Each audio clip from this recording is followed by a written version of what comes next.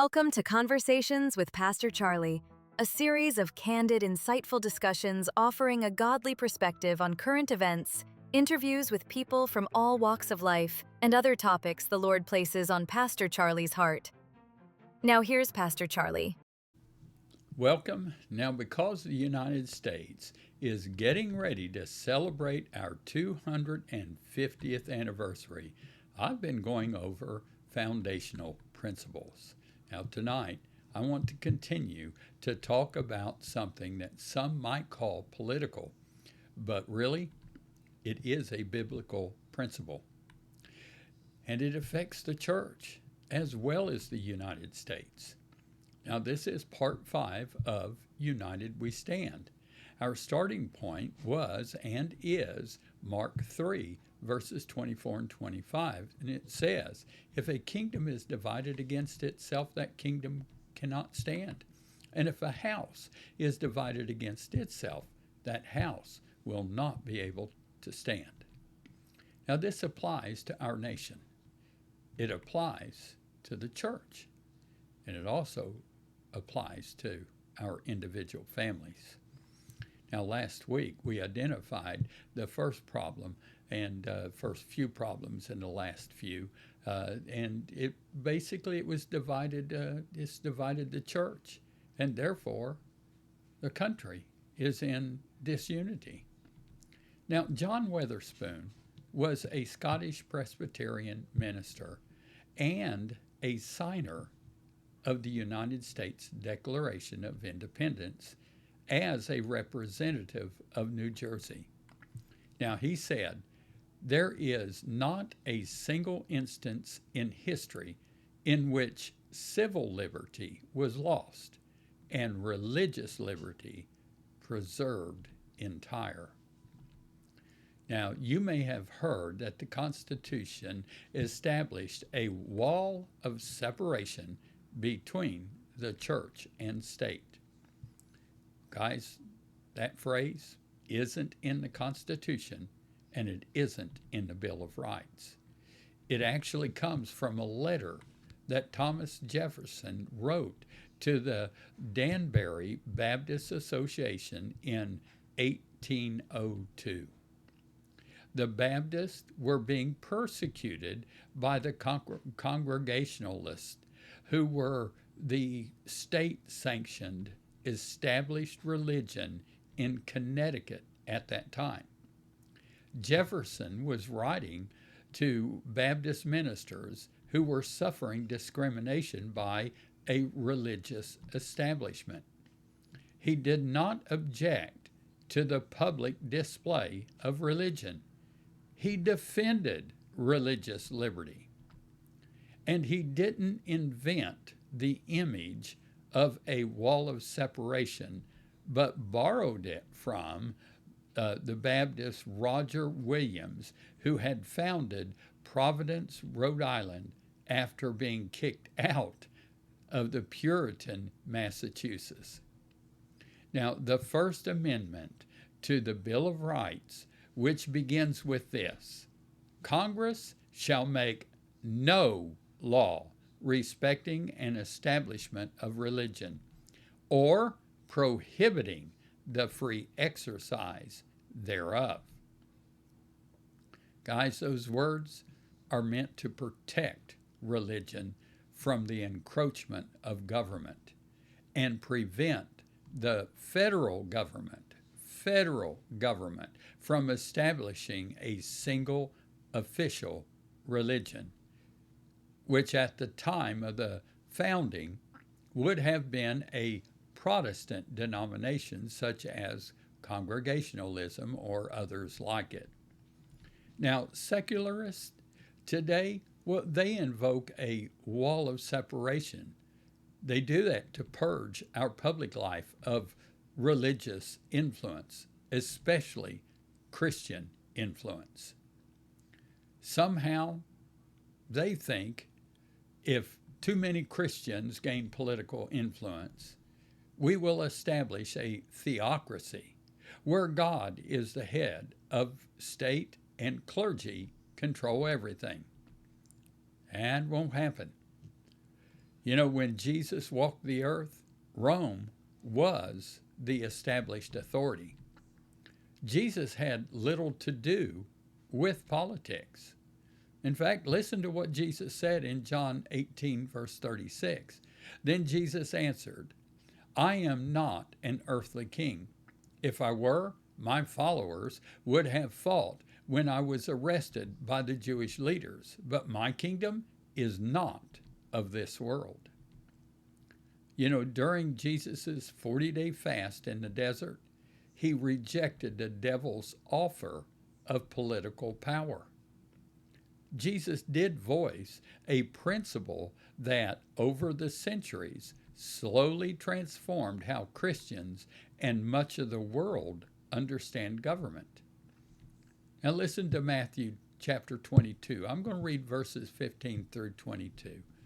It says, Then the Pharisees met together to think of a way to trap Jesus into saying something for which they could accuse him. They decided to send some of their disciples along with the supporters of Herod to ask him this question. Teacher, we know how honest you are. You teach about the way of God regardless of the consequences. You are impartial and don't play favorites. Now tell us what you think about this. Is it right to pay taxes to the Roman government or not? But Jesus knew their evil motives. You hypocrites, he said. Whom are you trying to fool with your trick questions? Here, show me the Roman coin used for the tax. When they handed him the coin, he asked, Whose picture and title are stamped on it? Caesar's, they replied. Well then, he said, give to Caesar what belongs to him. But everything that belongs to God must be given to God. His reply amazed them, and they went away. Oh, they started out with flattery, just trying to butter him up, but Jesus was smart.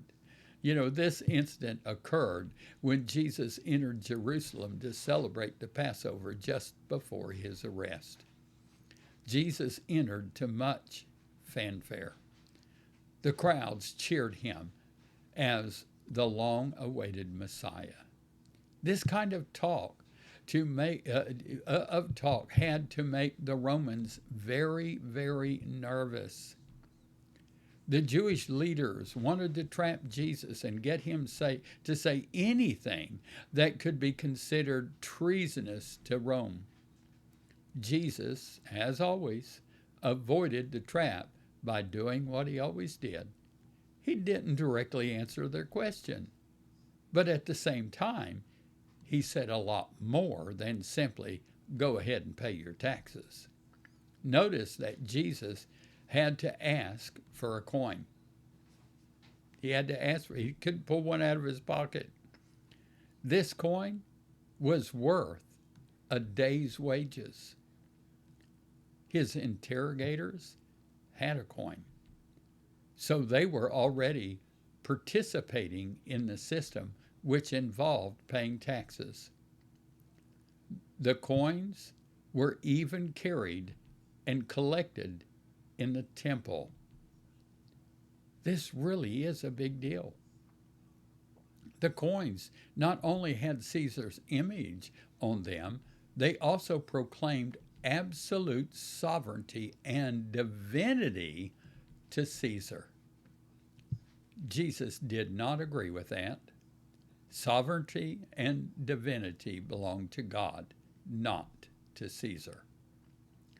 So when Jesus says to give to God what is God's and to Caesar what is Caesar's, he's claiming that Caesar isn't God and that God's authority is outside Caesar's jurisdiction.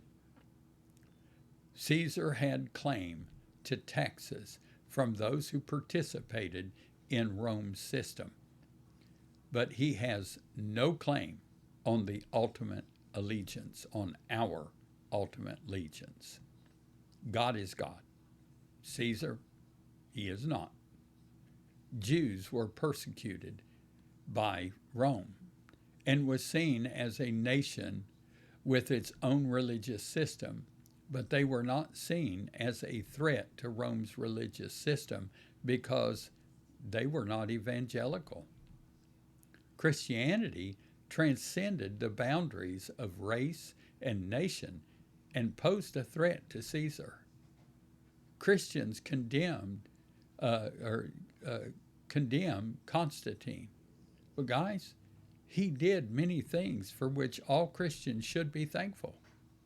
He ended the persecution, played a pivotal role in defending Jesus' divinity, and recognized the distinct authority of the church. He also issued the Edict of Milan in AD 313. Now, this document didn't just legalize Christianity, it defended religious liberty for everyone. Now, as far as we know, it was the first official government document in history to proclaim religious liberty. Religious freedom is a Christian ideal. Before Jesus ascended, he told the disciples to go and make disciples of all nations. There's no hint that this could or should be done by force. George Mason was an American patriot, statesman, and a delegate from Virginia to the U.S. Constitutional Convention.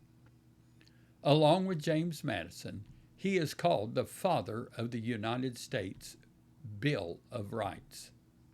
For these reasons, he is considered one of the founding fathers of the United States. Well, he said that religion, or the duty which we owe to our Creator and the manner of discharging it, can be directed only by reason and conviction, not by force or violence, and therefore all men have an equal, natural, and unalienable right to the free exercise of religion, according to the dictates of conscience, and that no particular religious sect or society ought to be favored or established by law in preference to others. In other words, real faith can't be forced. The church must remember that. Guys, this isn't a secular argument for mere tolerance, though. It's an argument for religious liberty based on our individual rights and the duty we owe to God. Because the United States of America is getting ready to celebrate our 250th anniversary, I've been going over, and I will continue to go over some foundational principles. Now, if the Lord allows, next week, we're going to discuss, is the United States a Christian nation? We'll tackle that next week. Good night. Jesus is coming soon. Are you ready to meet him face to face? Are your family and friends ready to meet him face to face? Please be ready. Then help others get ready. God bless.